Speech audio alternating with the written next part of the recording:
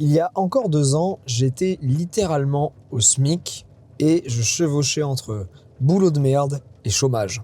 Et heureusement pour moi, j'ai fini par décrocher un job dans une superbe boîte aéronautique française qui m'a permis de gagner environ 2000 € net par mois. J'ai pris presque 600 € d'écart entre mes premiers boulots de merde et mon chômage. J'en parle même pas, à une époque je vivais avec 800-900 € par mois. Et clairement, je me suis dit, ça y est, je vais pouvoir respirer. Ok ? Comme beaucoup d'entre nous, quand on a enfin un bon job, avec des bonnes primes, avec des augmentations, etc. Je vais pouvoir respirer, je vais pouvoir inviter ma copine beaucoup plus souvent, je vais pouvoir épargner, je vais pouvoir même investir plus sereinement. Bref, commencer à bâtir, commencer à avancer. Et j'ai très vite compris qu'il y avait vraiment un piège derrière ce nouveau salaire qui était plus conséquent, plus garni, et que ça n'allait pas forcément arranger tous mes problèmes financiers, voire même pire. Parce qu'à l'époque, j'avais pas encore compris que si tu n'as pas de cadre, ton salaire, ça devient juste un pont temporaire entre ton employeur et tes dépenses. Mais concrètement, tu ne vas jamais rien construire avec. Je peux te le dire clairement, j'étais très fier de mon gros premier salaire, à 2000-2100 € à l'époque. Et à ce moment-là, tu as envie d'aller au resto, tu as envie d'inviter ta copine, tu as envie de dépenser, de sortir plus souvent, tu as envie de dépenser dans des vêtements, tu as envie de dépenser même peut-être dans des appareils technologiques un peu plus performants. Bref, ça y est quoi, tu respires enfin. Donc finalement, ton tout premier réflexe, c'est de profiter, c'est de remettre ton niveau de vie pile à ce nouveau stade-là, ok ? Et toi qui pensais quand tu étais au SMIC que ça allait te laisser beaucoup plus de marge, que ça allait te permettre de respirer, de construire, de commencer à avancer, tu te rends compte que c'est une illusion en fait, parce que ton premier réflexe quand tu as un vrai salaire, un bon salaire, c'est juste de le flamber, c'est juste de profiter, de te récompenser de ce nouveau beau salaire. T'es plus du tout dans cette optique, se sortir de la merde, construire, progresser. Tu retournes dans ton optique qui fait que tu avais déjà des problèmes avant, l'optique je consomme, je profite, on n'a qu'une vie et mon nouveau salaire va me permettre d'aller de plus en plus au resto. Et clairement, ça fait du bien parce que quand tu es jeune, que tu bosses, que tu fais tes heures et que tu as enfin un bon salaire, ouais, tu as envie de profiter comme tout le monde.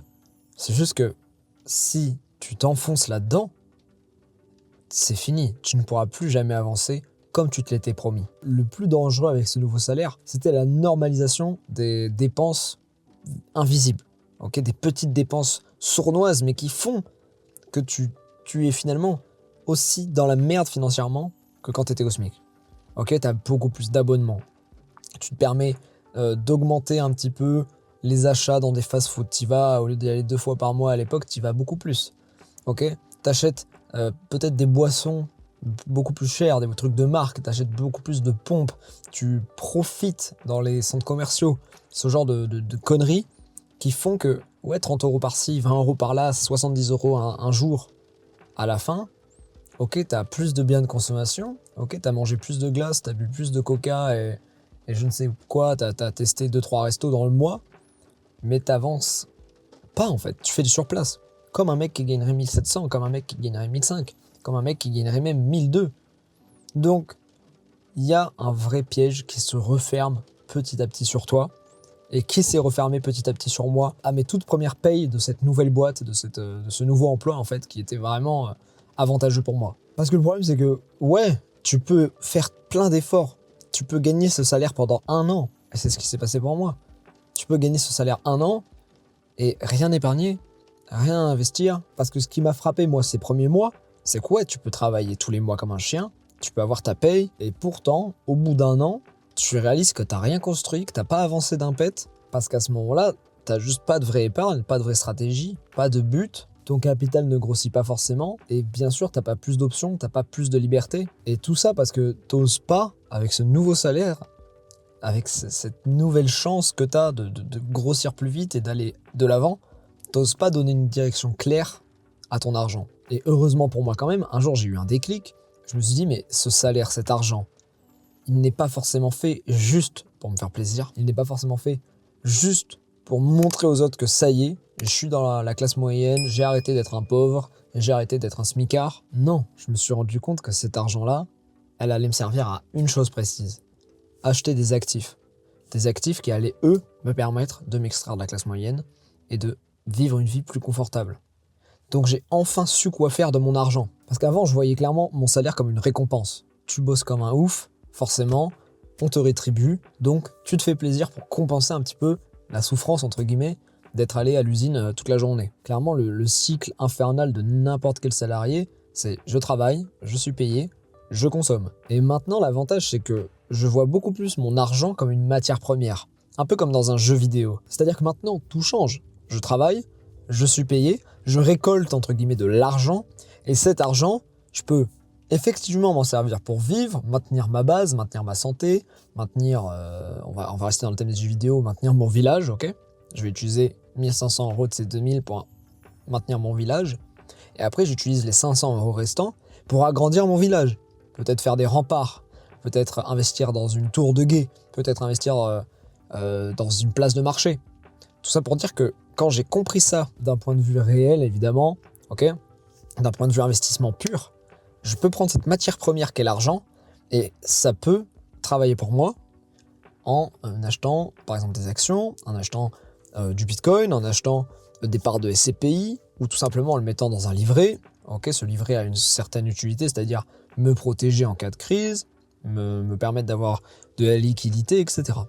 Donc quand j'ai vu la gestion de mon argent comme un jeu vidéo, c'est là que pour moi tout a changé, clairement. Ce qui s'est passé très vite, c'est que j'ai mis en place une stratégie très simple, un truc pas prise de tête, parce que je voulais juste construire, avancer et placer cette matière première de façon efficace, mais pas pour me créer un deuxième boulot, pour me créer de la liberté, pour me créer des options, pour me créer du temps libre. Donc c'était pas dans le but de devenir un nouveau trader. Et j'ai eu un problème aussi, comme beaucoup de gens, c'est que j'étais un mec qui a regardé je ne sais combien de vidéos sur la finance. J'ai lu beaucoup de livres sur la finance, au moins 7 ou 8 qui traînent chez moi. J'ai lu des tas de threads, j'ai consulté des forums, j'ai lu des avis. Donc j'ai vraiment ingurgité finalement plein d'informations dans ce thème-là et je peux te dire que ça m'a pas plus aidé que si j'en avais regardé 2 ou 3 ou lu 1 ou 2. Parce qu'en bourse et en investissement, sauf si tu rentres, je sais pas, dans de l'achat-revente de type immobilier, tu vois, si tu deviens un marchand de biens, effectivement, ça va être beaucoup plus compliqué. Mais l'achat d'ETF, d'actions, de parts de SCPI et de Bitcoin, horizon très long terme, portfolio, bon père de famille, je vise 10%, 15% par an pour me préparer une retraite et pour me créer des options, plus de liberté plus tard. Parce que dans 10 ans, 20 ans, 25 ans, je veux un demi-million, je veux 700 000, je veux 300 000, je veux peu importe tes objectifs. Je veux une certaine somme me permettant d'avoir plus de liberté, d'acheter un studio pour mes enfants, de payer leurs études, de vivre une retraite confortable, je ne sais pas. Peu importe ton objectif, ce qui est sûr c'est que j'ai très vite compris qu'il fallait une stratégie claire et simple et efficace parce que ce serait trop prise de tête et que j'allais m'embourber dans plein de stratégies qui allaient me coûter cher. Et malheureusement, ça m'est arrivé. Donc c'est pour ça que, malgré quelques petits écarts où j'ai perdu de l'argent, maintenant je suis 100% convaincu que pour la majorité des gens de la classe moyenne, il faut une stratégie simple et efficace. Pas se torturer et faire des calculs de savants fous pour essayer d'avoir des optimisations d'investissement de 1 ou 2%, de 0,3% de frais, etc. Donc ce que j'ai mis en place, c'est simple. D'abord, cache de sécurité. Ensuite, évidemment, investir tous les mois mon argent, 100, 200, 300 €. J'ai commencé comme ça. Maintenant, je suis à 500, 700. J'ai arrêté d'augmenter mon niveau de vie. C'est pas parce que j'ai des augmentations de salaire ou des belles primes que je fais péter mon niveau de vie. Ok, je reste dans un niveau de vie normal, cohérent avec mon salaire. Je mets évidemment de l'argent sur mon PEA. J'investis au travers d'un PEA parce que c'est fiscalement avantageux. Ok, pour ceux qui ne savent pas trop ce qu'est un PEA, je vous invite à vous renseigner tout simplement parce que c'est pas le sujet de cette vidéo, mais c'est une enveloppe fiscale extrêmement pertinente quand on investit en France. Et bien sûr, j'ai commencé à construire mon business de mon côté pour avoir une petite activité en plus de mon salaire, ok, et en plus de mon emploi, ok, surtout parce que ça me fait plaisir. Moi, j'adore cette chaîne YouTube, j'adore partager des trucs avec vous. Enfin bref, j'adore depuis toujours en fait, depuis que j'ai 16 ans. Avant, j'avais un compte muscu, tu vois, j'avais une chaîne YouTube muscu, etc. J'ai toujours aimé faire du contenu sur Internet. Et voilà, ça me passionne et c'est en plus un petit business en plus. Bref, c'est pas le sujet, mais c'est simple en fait. Tu vois, tout ce que je t'ai dit, c'est très simple. J'ai rien dit de compliqué. Cache de sécurité, investir tous les mois, rester long terme, investir au travers d'un portefeuille fiscalement intéressant. Voilà, pas faire d'erreurs, ne pas se disperser. Surtout. Avoir une stratégie simple, applicable, pas prise de tête, éliminer le bruit constant, éliminer les autres vidéos, éliminer tous les avis utiles ou non. D'accord ? Parce que vraiment, on peut très vite partir en vrille dans l'univers de la finance, ok ? Les prédictions de crash, et puis en fait telle action est 1000 fois meilleure que telle action, celle-ci va tomber à zéro, tel ETF il va rester stagne toute sa vie, etc. Il y a trop de trucs, il y a trop d'infos. Des fois il faut juste se contenter de faire simple et tirer son épingle du jeu, tirer son rendement. Et peut-être que toi aussi t'es comme ça. Tu bosses, tu gagnes ton argent, tu fais tes heures, t'es payé, tu t'intéresses à la finance un petit peu de loin, crypto, immobilier, PEA, SCPI, toutes ces choses. Mais au fond, t'as pas encore de vrai cadre, comme moi il y a quelques années. Et sans vrai cadre, tu le sais, on le sait, tu n'iras nulle part. Parce que ton argent va continuer à partir dans tous les sens. Donc pour moi, la solution à tes problèmes, si t'es comme moi, si tu t'es reconnu, c'est la même chose que pour moi il y a des années. Ce n'est pas de devenir obsédé par l'argent, ce n'est pas de vouloir tout optimiser, et ce n'est pas non plus de vivre comme un moine avec un budget impossible à tenir. Non, c'est juste d'adopter une structure simple et efficace comme j'ai pu le faire. Pas prise de tête, mais tenable. Pendant 2, 3, 5, 10 ans. Combien je garde en sécurité par exemple ? Combien j'investis chaque mois ? Qu'est-ce que j'arrête de faire ? Quelles dépenses inutiles je peux stopper ? Quelle stratégie je peux tenir 5, 10, 15 ans sans me détruire le cerveau ? Plutôt ETF, plutôt immobilier, plutôt SCPI, plutôt Bitcoin ? Est-ce que j'y crois ? Est-ce que j'y crois pas ? Est-ce que les cryptos pour moi c'est mort ? Est-ce que à l'inverse je suis très crypto ? Bref, plein de questions comme ça qu'il faut te poser pour avoir un cadre précis, clair, que tu peux suivre. Et surtout, comment j'évite de changer d'avis et de stratégie toutes les 2 semaines ? Parce que c'est ça qui te tue le plus au final. Parce que ton salaire, sans cadre, ce n'est pas une rampe de lancement vers un meilleur patrimoine.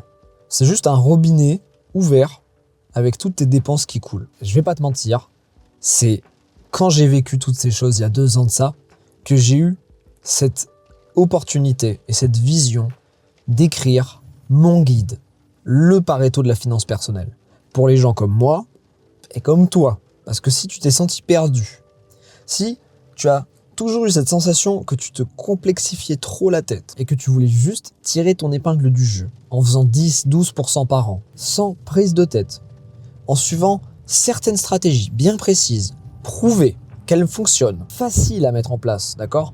Un certain budget, combien épargner, quand épargner, pourquoi épargner, combien je mets de côté, combien je mets en bourse, quel jour je mets en bourse, combien de quantité pour quel résultat, quelles sont les erreurs à éviter, qu'est-ce qu'il faut surtout pas faire en bourse, et à l'inverse, quels sont les 20% des actions, quelles sont les petites actions pas très connues, mais qui rapportent 80% des résultats en bourse. Tout ça, c'est des choses et des points que j'explique et que je creuse dans mon guide pratique, justement, le Pareto de la finance personnelle. Parce qu'il a été fait pour les gens comme moi et comme toi, pour des gens qui veulent ne pas se prendre la tête, mais qui veulent quand même faire du patrimoine, qui veulent quand même faire de l'argent, en gérant quoi ? 1 à 2 heures par mois leur portefeuille, mais en faisant des bons rendements et sans perdre des milliers d'euros en stratégie tortueuse. Donc ce guide, évidemment, il va pas te permettre de devenir riche en 6 mois. Ce n'est pas du tout le but. Il n'est même pas là pour te vendre une méthode magique ou miracle. Ça, c'est non. Il est là pour te permettre de enfin poser un cadre simple. Épargner, investir, se projeter, mettre de côté, investir sur le long terme, ok ? Sans faire des erreurs classiques et bêtes qui peuvent te coûter cher. En bref, une réelle base solide, ok ? Donc si ça t'intéresse, le lien est en description de cette vidéo. Avec le code GENZ, tu as moins 25% sur ce guide.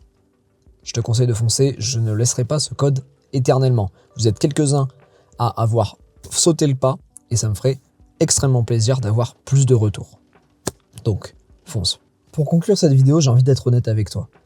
Aujourd'hui, je préfère largement gagner 2000, 2100 euros par mois et gérer mon budget proprement, investir sagement, ok, mettre un peu de côté, avoir un lifestyle autour de 1600, 1700 euros par mois et profiter de la vie, d'accord, avec une stratégie normale, plutôt que gagner 2500, 3000 et être prisonnier d'un lifestyle de consommation.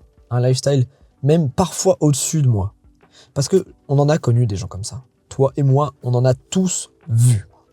Des gens qui gagnent très bien leur vie, mais qui dépensent tout autant.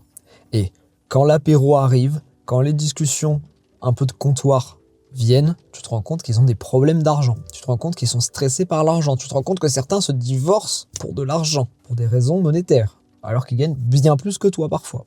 Et c'est là que j'ai compris qu'au final, l'argent ne te rend pas plus libre. Ce qui te rend beaucoup plus libre, c'est ce que t'en fais. Bon, si t'es encore avec moi jusqu'à la fin de cette vidéo, tu peux commenter le mot pluie pour me montrer que t'es bien resté avec moi parce que là il pleut. On a vraiment un mois de mai dégueulasse, je suis dégoûté, donc bon, c'est comme ça. Lâche un pouce et un boost également, les gars. Vraiment, pensez à le faire, un boost, ça vaut au moins 5 pouces bleus, au moins 10 pouces bleus. C'est la nouvelle fonctionnalité YouTube qui permet vraiment de booster les petits créateurs. Donc n'hésitez pas à aller dans l'onglet commentaires et à booster la vidéo, ça me ferait extrêmement plaisir et c'est un vrai soutien. Ok, abonne-toi également à cette chaîne, on est de plus en plus nombreux, ça fait toujours autant plaisir de rassembler une communauté d'investisseurs, une communauté de jeunes investisseurs, des fois de moins jeunes, mais on est tous finalement reliés autour de ce thème-là, de pouvoir d'achat, de s'extirper un petit peu de cette classe moyenne, de s'extirper un petit peu de notre condition financière pour aller chercher plus de liberté, aller chercher plus de patrimoine. Donc ça me fait extrêmement plaisir à chaque fois. N'hésite pas à t'abonner, active la cloche pour qu'on se recroise, ça me ferait vraiment plaisir. C'était Jimmy, n'oublie pas de récupérer ton guide en description et en commentaire épinglé, même je te le remettrai, ok? On se dit à la prochaine pour une nouvelle vidéo YouTube. D'ici là, prends soin de toi et de tes finances. Ciao!